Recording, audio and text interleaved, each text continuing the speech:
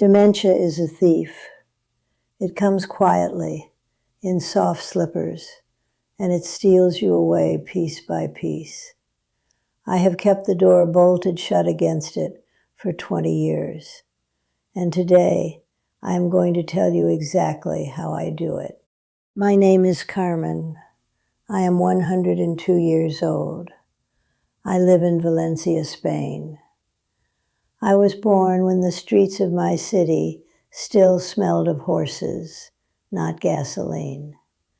I survived a civil war, hunger, a dictatorship, the death of my husband, and the loss of a son. But look at me.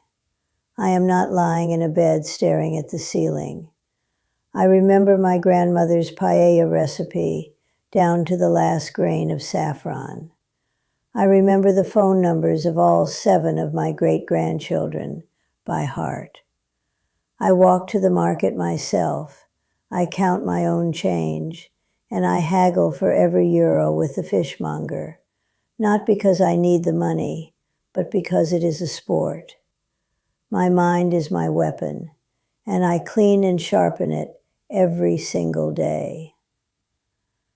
But it wasn't always this way. When I turned 80, I made a mistake that millions of people make.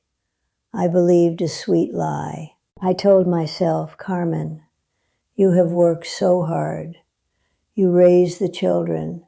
You buried your husband. You have earned your rest. So I sat down in a soft armchair. I stopped reading difficult books because my eyes were tired. I started watching silly game shows where people just scream at each other. I stopped taking new paths.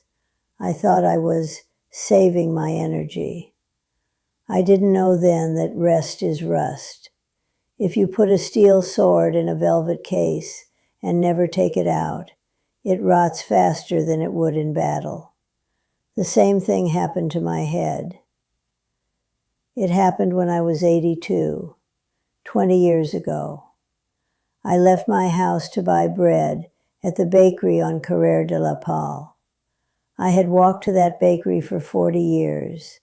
I knew every crack in the pavement. I bought the bread, stepped out onto the sunny street, took one step, and suddenly the world flipped upside down.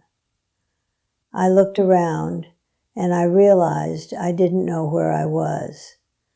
The buildings were familiar, but they looked like cardboard sets from someone else's dream. White noise in my head, emptiness, panic.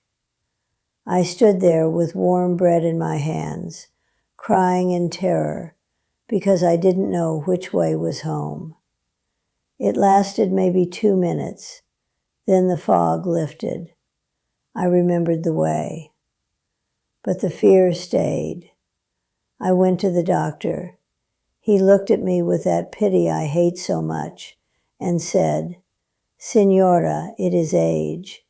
It is the blood vessels. This is the beginning of cognitive decline. Get used to it. It will get worse. In that moment, my Spanish temper woke up. I thought, no, I will not surrender. I will not let my brain turn into mush. I realized something. The brain doesn't decay from age. It decays from comfort. So I declared war on comfort. The first thing I did was ban myself from living on autopilot. You don't even notice how many things you do without thinking. You get up, walk to the bathroom, grab the brush, brew coffee. Your brain is asleep during all of this. It has done it thousands of times. I took that luxury away. Every morning I brush my teeth with my left hand. Have you tried this? It is incredibly annoying. The toothpaste falls off. Your hand doesn't obey. But in that moment, your brain wakes up and starts screaming, "Hey, what is happening? I need to focus."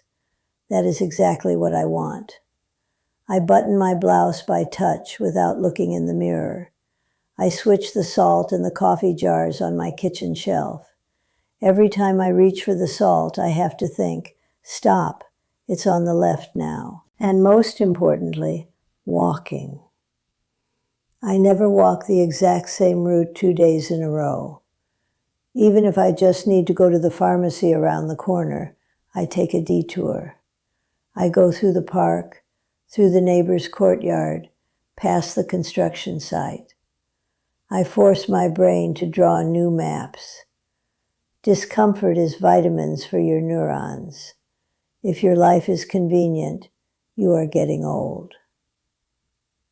The second exercise I do in bed, before sleep. I know what most of you do. You grab your phone and scroll through the news feed until your eyes stick together. You fill your head with other people's garbage. I do something else. I close my eyes and I start to rewind my day. But not just woke up, ate, slept. I demand details from my memory. I ask myself, Carmen, what was the cashier at the supermarket wearing? Did she have a scarf? What color? Green or blue?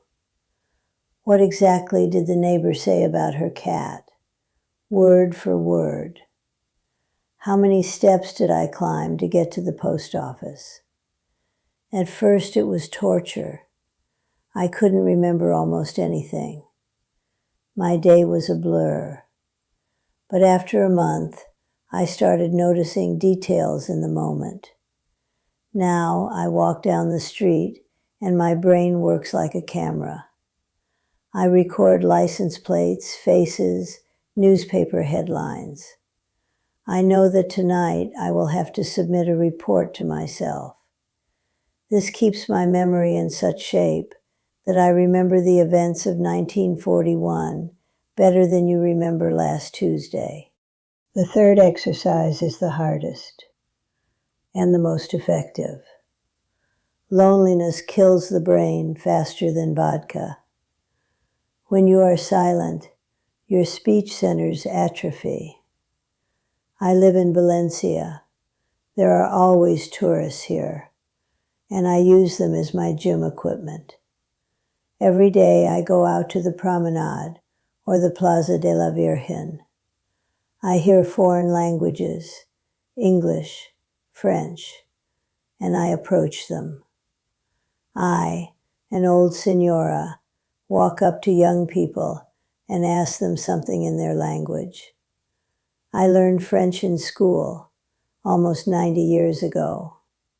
My English is bad, just a few hundred words. Am I embarrassed? Sometimes. Is it hard? Incredibly. When I try to build a sentence in English, I can physically feel the gears grinding in my head. I forget words. I confuse the tenses. I blush. But in that moment, my brain is running at 200% power. Switching between languages is the best prevention for Alzheimer's. Scientists proved it, but I proved it with my life. The tourists smile. They are happy to talk to a sweet grandmother. They don't know I am using them. I come home exhausted, like I ran a marathon, but my head is as clear as crystal. Don't be afraid to look stupid. Be afraid of being smart but mute. Rule number 4. I never read things I agree with, and I never learn things that come easily. If I pick up a newspaper and see an article about the economy or new technology, about your Bitcoin or AI, I want to turn the page. I understand nothing about it. It is boring. It is difficult. That is exactly why I read it, out loud, twice. I force myself to understand things that are alien to me. My grandson tried to explain to me how the cloud works on the internet. I spent 3 days trying to understand it. I drew diagrams. I got angry. But when I finally understood, I felt a physical sensation, like a new light bulb turned on in my brain. Do you like Sudoku? Throw it away. You already know how to solve it. It doesn't work anymore. Memorize poetry, but not simple rhymes. Memorize the poets you don't understand. Overcoming complexity is the only thing that grows new connections between neurons. Everything that is easy leads to degradation. And the last one, number 5. I never, do you hear me? Never go to sleep without knowing why I am waking up tomorrow. Old age has a terrible enemy, meaninglessness. When you are 100, the world hints, you don't need anything anymore, just exist. If you agree with that, you fade away in a month. I always have a mission. It can be small. Tomorrow I must buy fresh figs and make jam with a new recipe. Or, tomorrow I must finish knitting this scarf for my great-grandson. Or, tomorrow I am going to the library to find that book about the history of Valencia. The brain needs a target. It needs a carrot on a stick. If you don't have a reason to wake up, your body will start shutting down its life support systems. I give my body an order. We are not finished yet. We have business tomorrow. You're listening to me and thinking, well, this is for old people. I'm 30, I'm 40, I'm fine. Listen to me closely. What I am talking about is not medicine for the old. It is construction material for you. Doctors call it cognitive reserve. Imagine your brain is a fortress. Everything you learn now, every complex problem you solve at work, every new language you force yourself to learn when you are tired, these are new bricks in the walls of your fortress. When old age comes, and it will come, believe me, faster than you think, the enemy will lay siege. Disease, age, bad blood vessels, they will attack. And if your walls are made of cardboard, you will surrender instantly. You will lose yourself at 70. But if you built a fortress your whole life, if you loaded your brain with heavy weights, you will stand. Don't be afraid of overworking your mind. Don't be afraid of studying at night. Don't be afraid of difficult hobbies. You are not just making money or building a career. You are building yourself. You are buying yourself years of clarity in the future. When it is hard, when you are learning Chinese characters and you want to cry from fatigue, rejoice. In that moment, you are defeating your future old age. I am 102 years old. My legs hurt. My back doesn't straighten. But my mind is free. I remember every kiss in my life and every mistake. And that is worth any effort. I want you to do something today, not tomorrow. Today. Right now, when this video ends, try to do a familiar task wrong. Pick up your cup with the other hand. Go home a different way.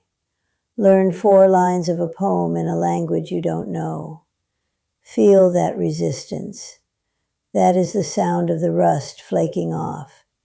That is your brain coming alive. Here on this channel, we speak the truth about life. I plan to live a while longer. I have many stories left. Subscribe, hit the bell, and write in the comments, what new thing did you force your brain to do today? I will read them. I read all the comments. That is also my exercise. Live long, and most importantly, live with clarity.